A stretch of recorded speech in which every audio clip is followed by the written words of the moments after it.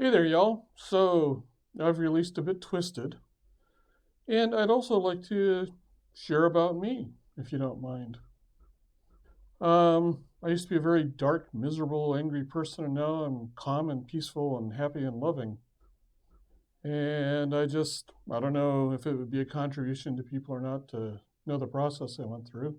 I don't claim to know everything about things, but I do want to share it in case some of you are struggling with internal conflicts that you would prefer to get over. And if it's valuable to you, take it. And if not, you don't have to take on what I'm saying. The main thing, I'm going to do many of these because there's different topics I want to talk about. And the main thing for me, though, is just to share this with y'all. What I can tell you is this is kind of a key point. I spent most of my life struggling over how to be better. I sucked. I didn't matter. I was very negative with myself, and then I'd counter this with positive inner talk. And the thing was, is I still kind of stayed in the same envelope of thoughts and assumptions. And it was kind of a struggle for me. But I found out as I went on through my life, and I got this from therapists, I studied Catholic mystical theology, I did Landmark, Miracle of Love, a whole bunch of things. And one thing that kept coming up in all of them was this idea that it sounds weird at first, but I wasn't who I thought I was. For instance, when I was born, my parents made up a name and gave that to me. And so my name is Douglas Scott McCarron. And they and everybody else that I knew kept repeating that that's who I was. The thing is, that's just a made up name. It's not who I am, it's my name. And then I had a whole series of events that, I don't know, they caused pains, they caused misunderstandings. I developed certain beliefs about how life was. And that kind of developed into a defense system, an understanding of how the world operated. And the thing is I became convinced that's who I am. And it's really not. It's a definition of a bunch of things that happened and a protective system. So, as weird as it may sound, most of my life I thought I was a name that was just a made up name and a personality that was just a response to a bunch of events and assumptions and ways of thinking the world I thought were true. This isn't an argument that they weren't true or untrue. The thing is, they weren't me. They were just a way of looking at the world. So it applies whether you're very negative, very positive, all these things. Now, there's something to be said for positive self-talk, internal talking. Totally support it. Compared to negative self-talk, which is what I lived in most of my life, it's a definite improvement. But throughout I studied theology, and one of the things that kept coming up over and over was this idea of selflessness. Selflessness isn't you're nice to the poor or you give to people. It literally means you don't have a self. I don't have a Douglas Scott McCarron. And that sounds like there wouldn't be any me there, except what actually happens is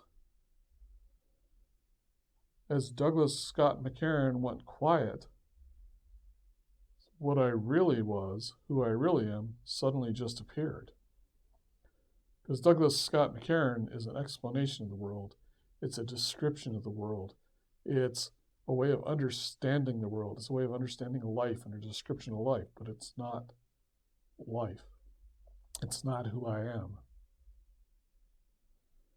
And so I just want to call your attention to that, because I spent a long time trying to fix myself or find out what it was I needed to fit in or what I needed to improve, or just all sorts of society makes me do such and such a thing, or this particular religious group or ethnic group is such and such.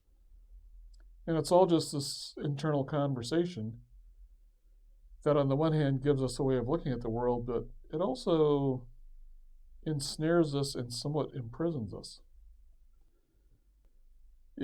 There's thousands of various ways of looking at the world and explaining the world. But the one thing they all have in common is there's this thing in human beings that believes its name and its description of the world is what is. And I'm not saying it's false. I'm saying it's not you. And part of the problem is, a lot of this is set up in childhood, so what's really kind of was running my life was the result and explanations and upsets and feelings of when I was a young child. Now, I'm not the first person to think of this. We've all heard of our inner child. All of the religions that I know of talk about being selfless and letting go of this internal description.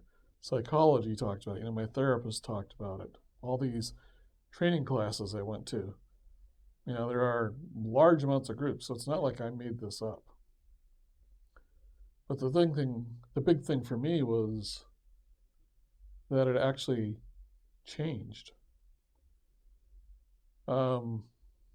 Again, I spent 60 years being pissed at myself, at the world, denigrating it, vilifying it. I sucked. I don't matter. And to suddenly have all of that just stop. And suddenly, I'm perfect just the way I am. I'm complete just the way I am. There is nothing to fix. There is nothing to feel better about. There is nothing that if I do it, that'll make me good. Just simply am.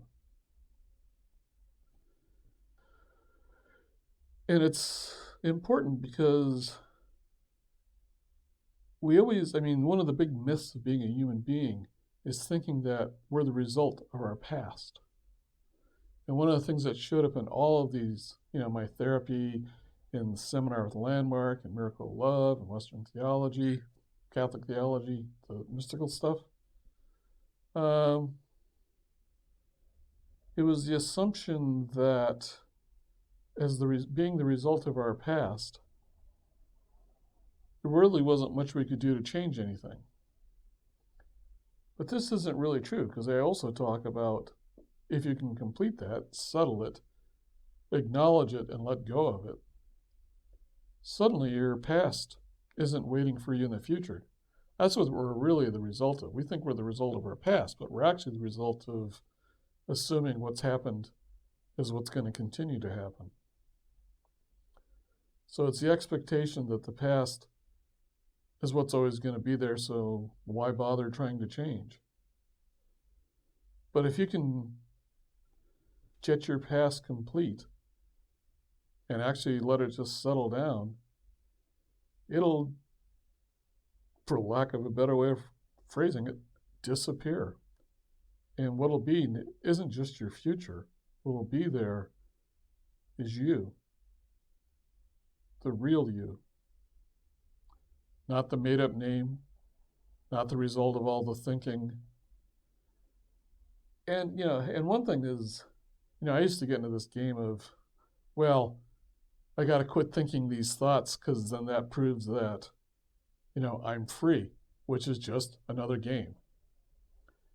It's all going to keep running. All the discussion in your head, the assumption that your name, it's all just going to keep running. What changes is the feeling and the energy, how it attaches to you. You know, I still have just as much crabbing going on in my head as I've always had. But I don't believe it's me. And the weird thing about this history is it's not just a bunch of words. I mean, it's got this very intense feeling, emotion. There's all this like tying down power. It's almost like a compulsory energy.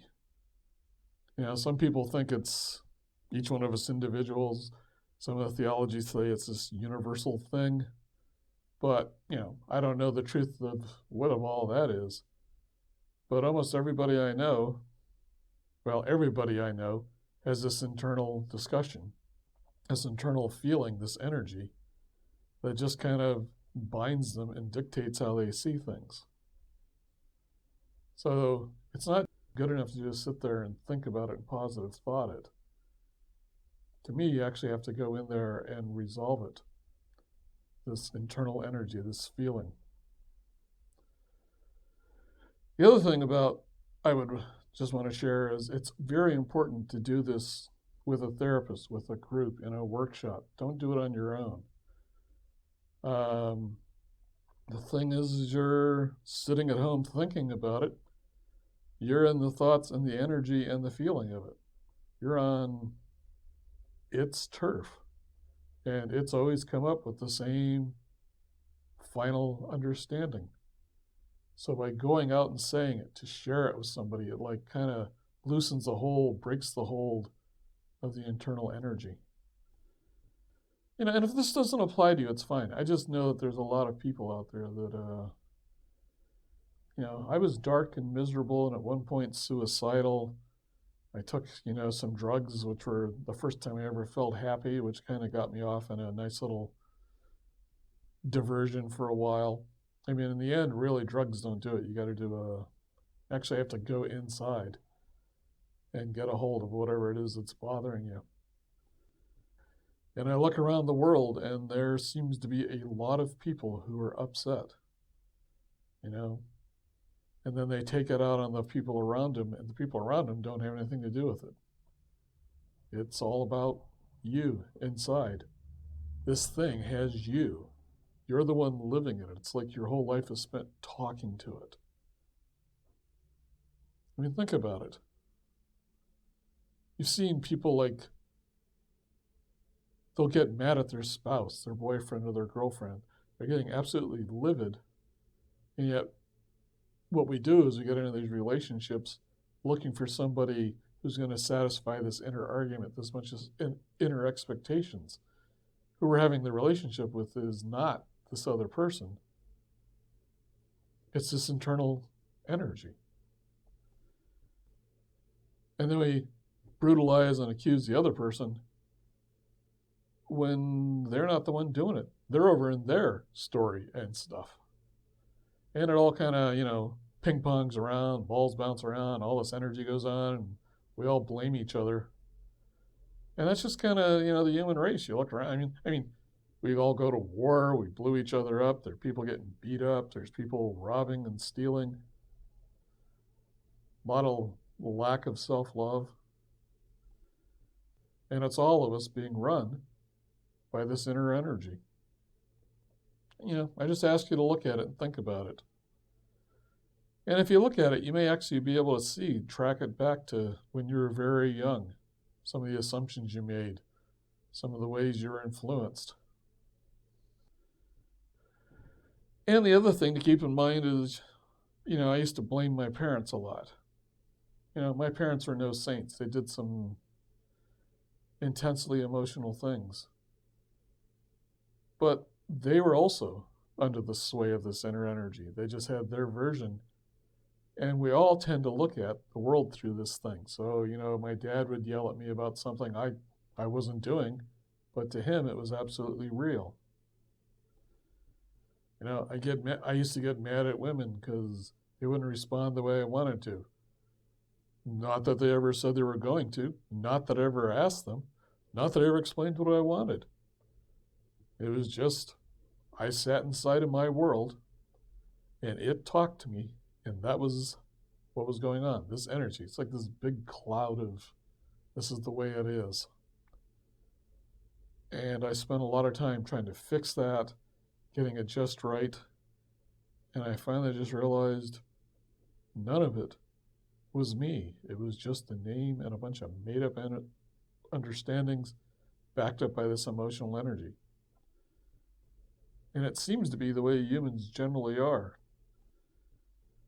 But I've just learned by getting released from it that you actually can be released from it.